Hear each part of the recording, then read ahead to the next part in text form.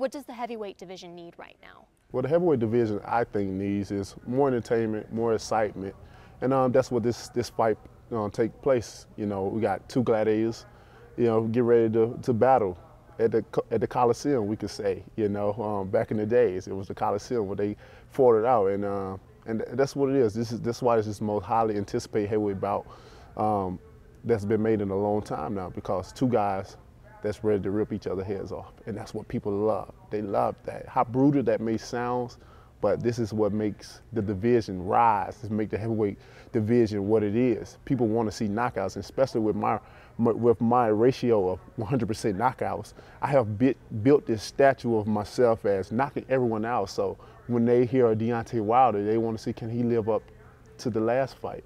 See him knock this guy out, this guy. So I have built something. Yeah, it's no pressure on me, but I have built something that's entertaining to people, because when you hear about Deontay Wilder, the next day come, he knocks you out. You think knockout. So 32 wins, all by knockout. How do you anticipate this fight to end? A knockout, come on. It's got to be knockout. You know, and the thing about it is that we have bad blood against each other, and that's what makes a great fight. You know, some guys, it's a point where some guys just fakes it, just had to try to find something, but it's a rare case where you get two guys who genuinely just like don't like each other at all. Why don't you to the like point him? they hate. Well, you know, of course it's been back and forth words, but it was a particular time where he did an interview about me, and it came from a very jealous place that I was well known around and he wasn't, and he was wondering why everybody's talking about Deontay Wilder and not me, and how he started using my name in sentences, and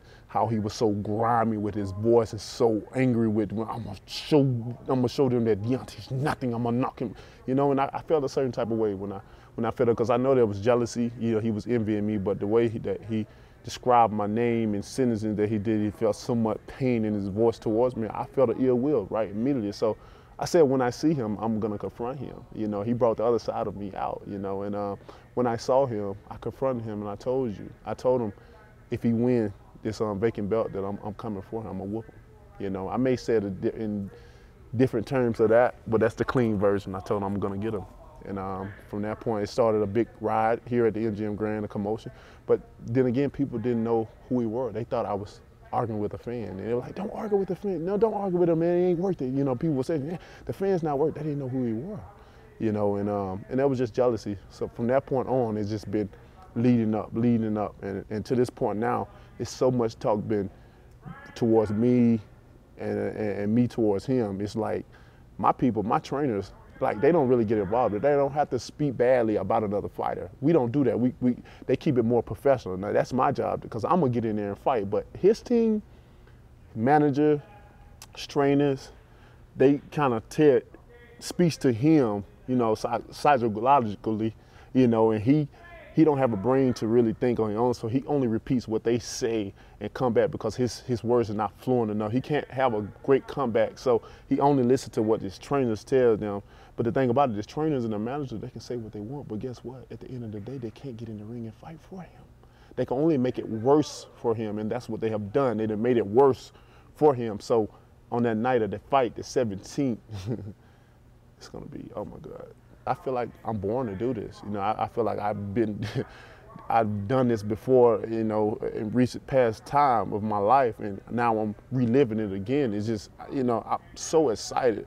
I don't get no nerves. I don't get, you know, I'm ready to go. You think you did this in a life before? I think so. I just feel too comfortable. I feel too relaxed. You know, this is one of the biggest fights of my life, dealing with the WBC belt, getting the belt, and retaining the heavyweight belts back to America. You know, I did it one time in my life in the Olympics. I was the only one to medal in the Olympics, and I had to bring it back by myself, the only one to medal for the Olympics in boxing. Now I'm bringing the belt back. I'm holding the USA on my back once more again, and I feel great. I feel, you know, and I've trained like, I feel like I'm a one-man army getting ready to fight a war all by myself, you know. If you get that title and it's back in an American's hands, it'll be a responsibility. Definitely.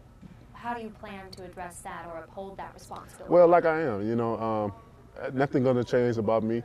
I'm a well-mannered guy. I respect others that respects me. You know, I'm a loving guy. You know, I'm a people's person first and foremost.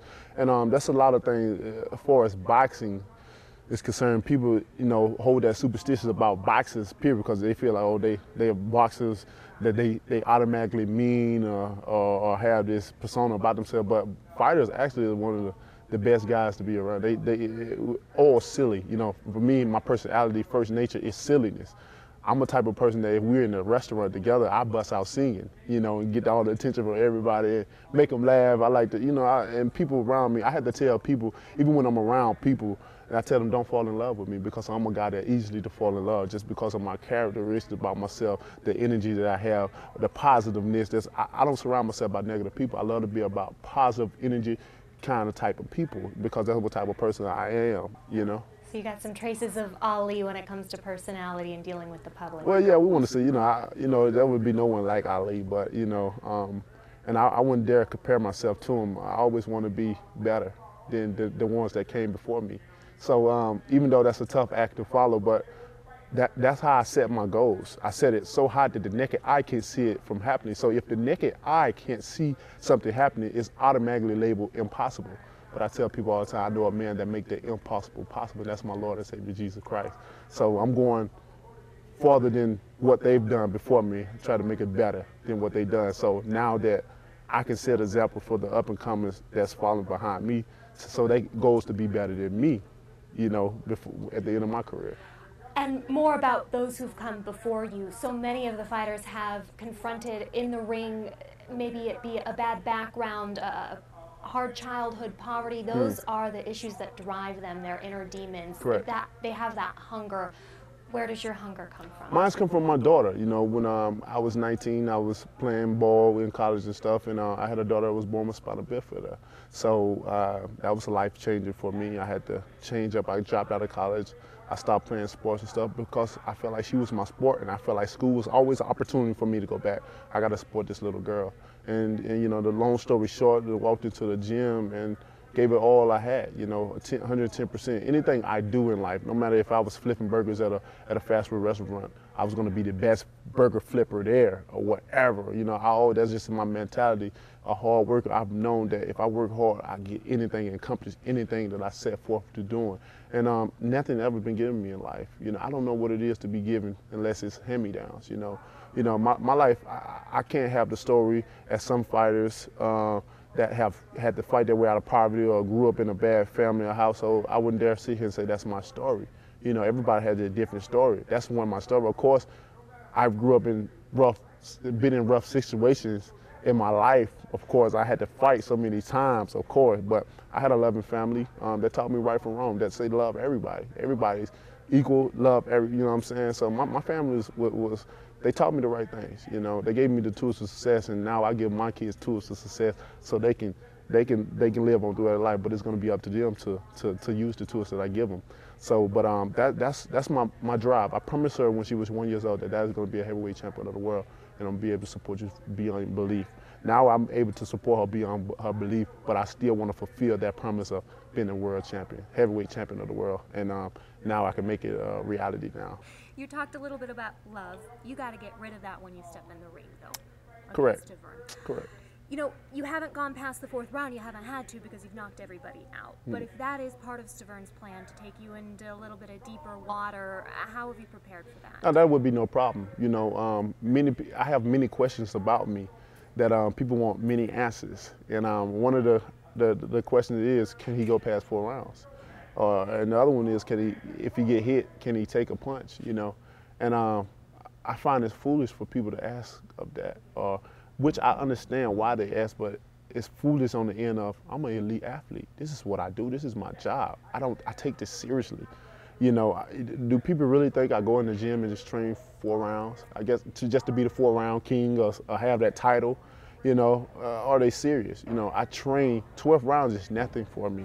If people find, if I go past the 4 rounds and on up, that I get everything increased. I get faster. I get smarter. My stamina is they see at the 12th round, I'm just as fresh as the first.